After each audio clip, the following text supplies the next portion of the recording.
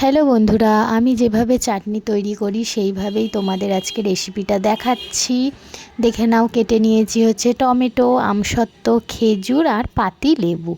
প্রথমে কড়াইটা বসিয়ে নিয়েছি। বসিয়ে নেওয়ার পর পরিমাণ মতন তেল দিয়ে দিয়েছি। এরপর শুকনো লঙ্কা, তেজপাতা আর সর্ষে আর পাঁচফোড়নের সম্বার দিয়ে দিয়েছি। সম্বার দিয়ে দেওয়ার পর কেটে রাখা টমেটোগুলো দিয়ে দিলাম। তারপরে পরিমাণ মতন লবণ আর হলুদ দিয়ে ভালো করে নাড়িয়ে চাড়িয়ে নিচ্ছি। এরপর টমেটোগুলো একদম সিদ্ধ হয়ে যাওয়া পর্যন্ত একটু ঢেকে দেব। আর আমি এই পাতিলেবুটা দিয়েছি কারণ পাতিলেবুর গন্ধটা কিন্তু চাটনিতে জাস্ট দারুণ লাগে। আমি যেভাবে করছি তোমরা এইভাবে একবার ট্রাই করে দেখো, আশা করি ভালো লাগবে। আর এই যে এবার পরিমাণ মতন চিনি দিয়ে দিলাম। চিনি দেওয়ার পর এবার কেটে রাখা খেজুরটাও দিয়ে দিলাম। তারপরে ভালো করে নাড়িয়ে চাড়িয়ে নিয়ে নিলাম। এরপর চাটনি ফুটে গেছে। তারপরে ওপর থেকে যে আমসত্ত্বগুলো কেটে রেখেছিলাম সেগুলোও দিয়ে দিলাম।